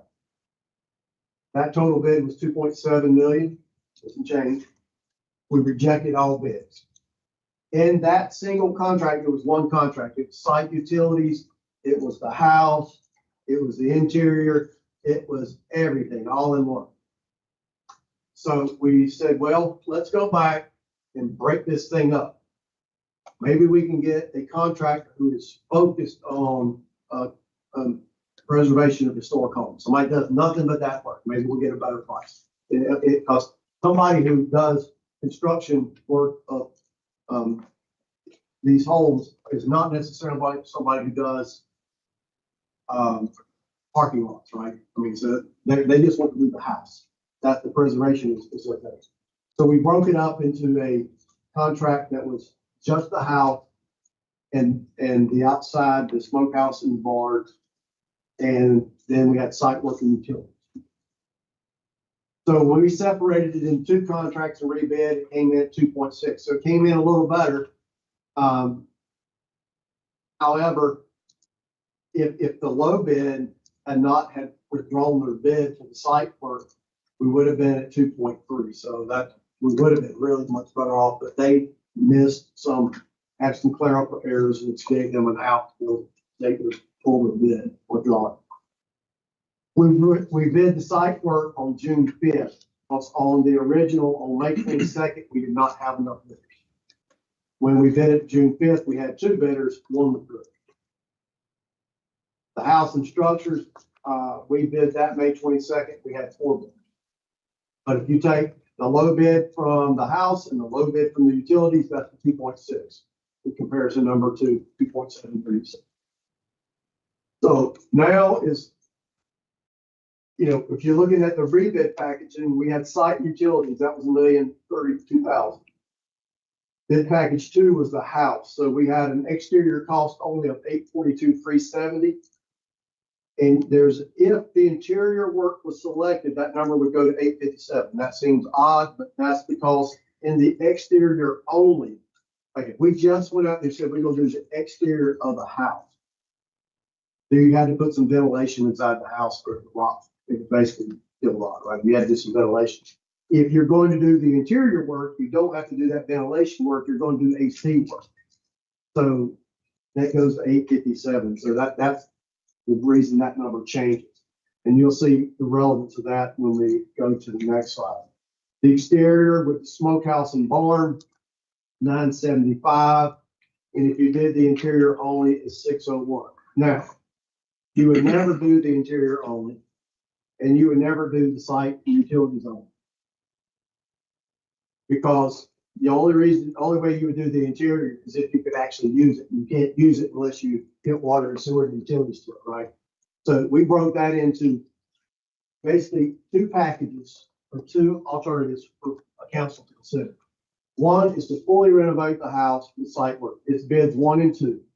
The bid costs $2.6 million. Soft cost $775,000. So the soft cost, it includes studies, design. That's all the studies we've done in the past, including 21. That's the design fees. That's the CA. That's fixtures and furniture and equipment. That's 15% contingency. That's more contingency than you normally put on a project that has been bid. Why? Because we have no idea what we're going to find when we pull off that new side. How much of that 775 has already been spent, like historic, like design work? We have cash on hand, $2,263,000. So, because we're counting it in as if it's all new expense that you just mentioned, is including historical design work that's So already. what I'm trying to do is ultimately get to the ultimate budget. So this is going back years, includes everything that's ever been spent on the house, so it's all been held in the same project.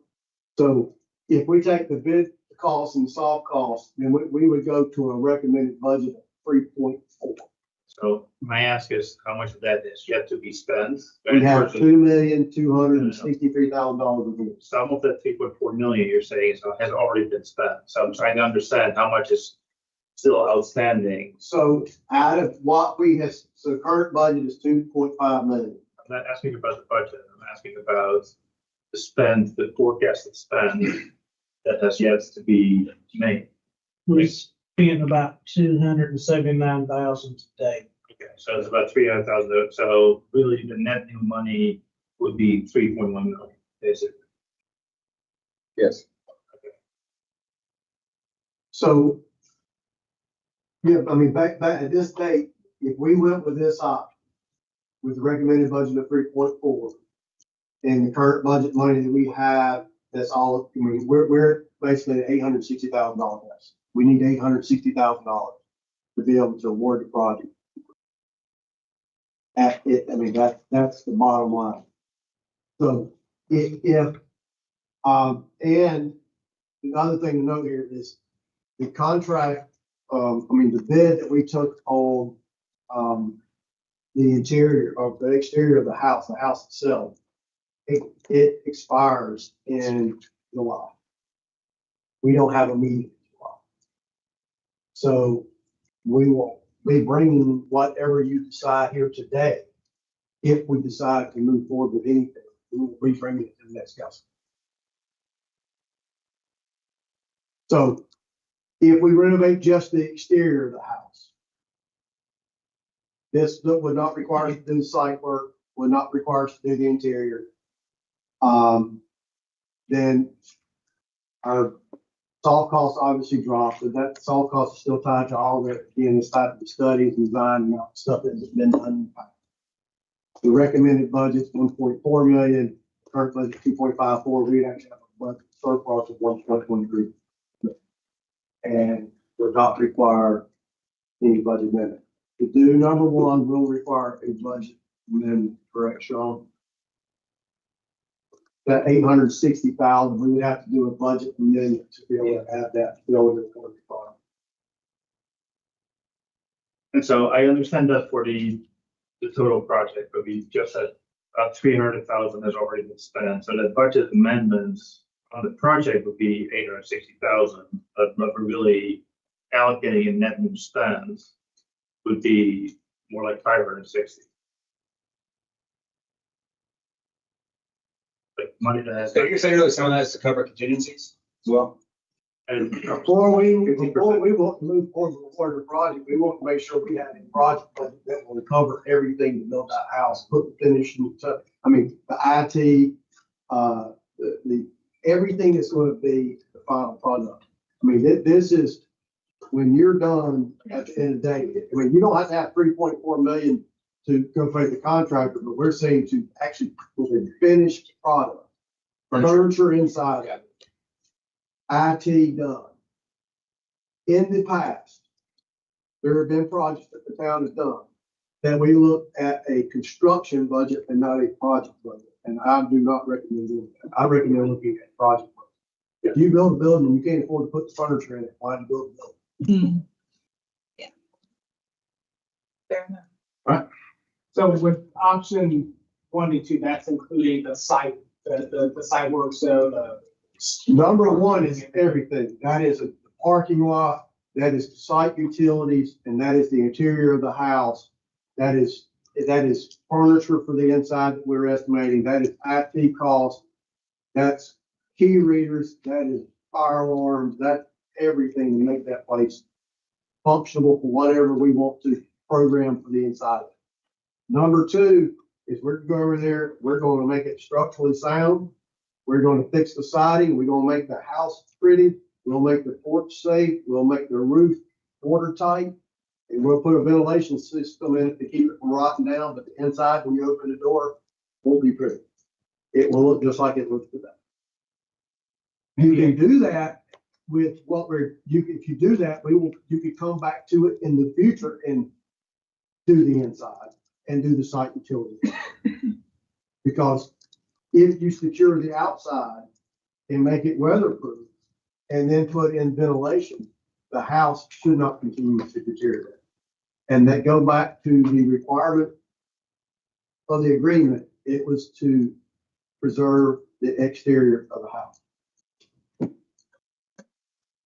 We are saying go ahead.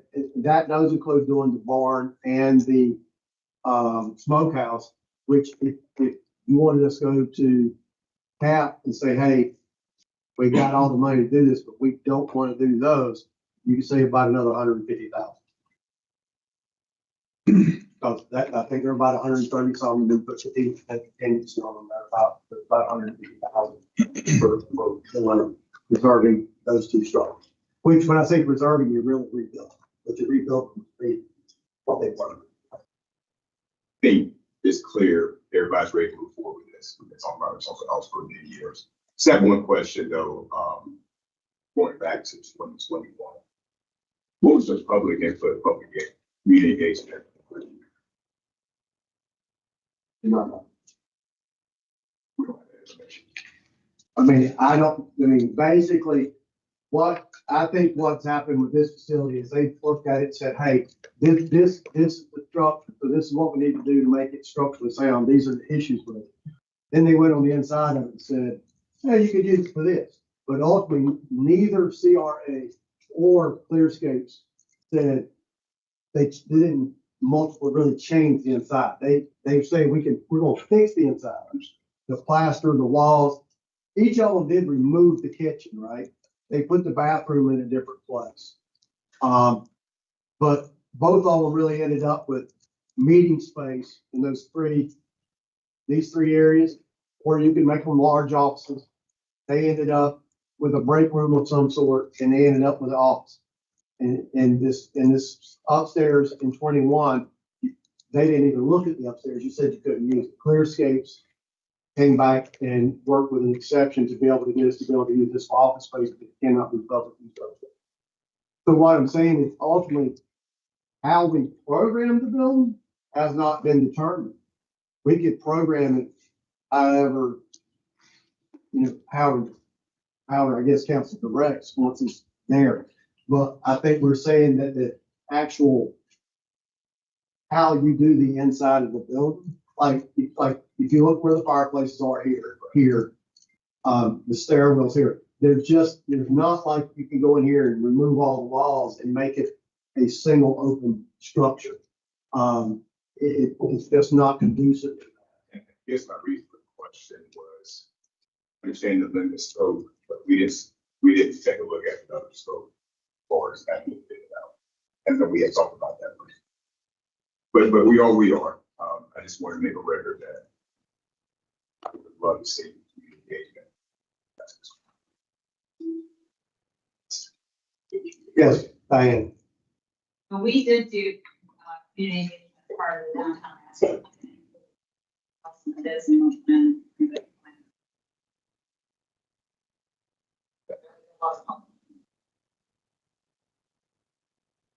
Gardens, I think. Yeah, so sorry. there's a garden or whatever. Garden on the, yeah, I don't know that they talk about it inside much, but I do know at one point there was discussion of display cases and having it. Use, but nothing's decided. But the use itself, we can still decide. We can still Yes, sir. Yeah, we can still program it. And I think that's a great opportunity to get the public to say, all right, what do you think we should do with these things? Because it sounds like these walls are where they are. I mean, are we increasing our cost? Let me ask this. The only walls moved and changed around was stuff changed around to actually fit in these restrooms. Right. But I mean, we're not there's- making huge, major structural changes within the building. That's correct. Like this section over here was all built at one time. We're really not changing anything over there. This was an add-on. We're using that. This piece was constructed at one time. There's really, nothing we could really change out there. Hold that, but this area was added at another time, and we did do some modification here to be able to add this. And Jeff, you don't mind me calling, you may know what this was. You know how this was set up in here previously. I do not. It's an open room now, just like you showed us a bedroom, the one to your left, that's a bedroom with a door going into it. So we just changed it into a bathroom. And then the How one the sitting on that area right here. was the original kitchen to the house. It's just an open space now. Okay, so we didn't move any walls. I would propose that any movement that we make would include in the future that we have a different conversation on the programming and do, once it's built, I think it'll be a lot easier for the public to be able to say, hey, I think it could be a museum, or I think it could be a wedding venue, or I think it could be X, Y, and Z. But I don't think that the programming of what we can do with it changes a lot of how it has built. At least that's what I'm saying. I know there's a lot of interest in discussing the uses. I just want to make the point that the use and the renovation plan and getting it usable. Two different things. Yeah. And we can change it. It's a matter of swap out furniture. You know, if you don't want those two conference rooms to be there, put a bunch of cool chairs, place people to hang out, as an asset. And I have opinions as well. I just don't want to side, you know, it's deep into it, but I mean, next to the senior center. But I mean, structurally, it doesn't change. Yeah, okay. I was gonna build up on the public facing uses, frankly, that will be really viable here. I don't see it with the limitations we have here personally, but we can discuss it. I don't think it's gonna work out well that way. It's good in school. So there is one exterior change that, I mean, nobody notices, but that roof line on the top up there on the back, that's still there, that's right now 2 levels. And one of them, if you're walking in there, it's like head height. We picked that up, made it one plane and can't allow that. I mean, I agree with Mayor Gilbert. We need to have some public discussion and input on uses. I think as far as like what we should do today, you know, I think that's separate from the public input. We just need to decide today whether it's going to be for use or not. So to me, it's, you know, that's, Their motion? Yeah, I make a motion to approve option number 1. Second. We have a motion, I have a second. Philip, did you want it? No. Okay. All right, any other discussion? All in favor, say aye. Aye. Opposed? All right, motion carries. There you go. Thank you, one. Good job. You got baseball? All the exciting. Look at this. Thank you. Thanks, everyone.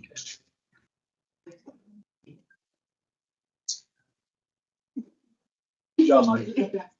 Need some water? More water? Yeah.